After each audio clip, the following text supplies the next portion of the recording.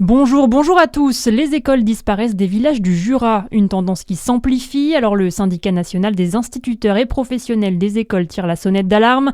Plus de 60% des communes jurassiennes n'ont plus d'école. Les syndicats appelleront prochainement à la grève en attendant la publication de la nouvelle carte scolaire pour la rentrée qui devrait tomber après les élections municipales.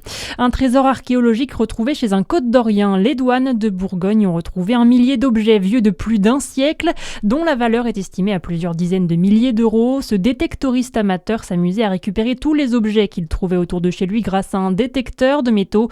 Une activité illégale puisque ces objets ne lui appartiennent pas. Le suspect a donc été condamné pour pillage. Un hommage aux victimes du terrorisme. Hier à Besançon s'est tenue une cérémonie de commémoration dans le cadre de cette journée nationale. La sous-préfète, plusieurs élus et les habitants ont notamment rendu hommage aux victimes de terrorisme de Franche-Comté et du Doubs.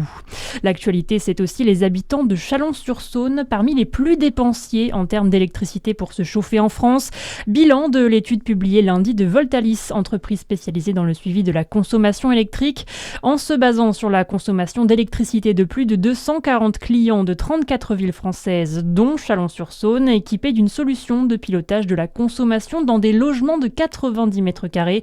Et si la météo et les températures ont leur importance quant à notre consommation de chauffage, d'autres variables sont à prendre en compte. Lina Sidi Moussa.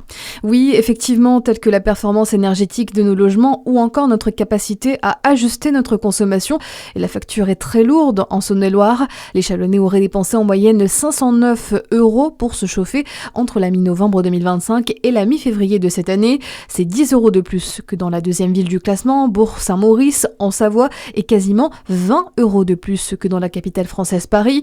Et les variations sont frappantes, en toute logique aussi entre le nord et le sud de l'Hexagone. Quasiment 200 € de différence sur la facture selon Voltalis. En cause le climat plus chaud, oui, mais aussi des disparités structurelles comme le choix de l'isolation. Merci Lina. Le chauffage qui représente jusqu'à 60% des consommations d'énergie d'un ménage en France. Plus globalement, cet hiver, les Français auraient dépensé en moyenne 415 € pour se chauffer. À noter que le simple fait de lire sa facture ferait économiser 3 à 5%, assure Voltalis.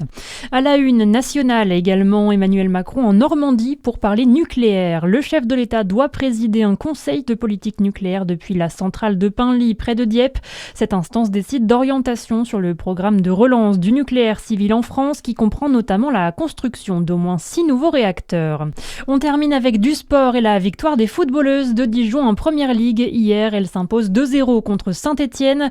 Et puis on reste en foot avec le PSG qui bat Chelsea 5-2 au match aller des huitièmes de finale de la Ligue des Champions. Voilà pour l'actualité, à suivre la météo sur Fréquence Plus.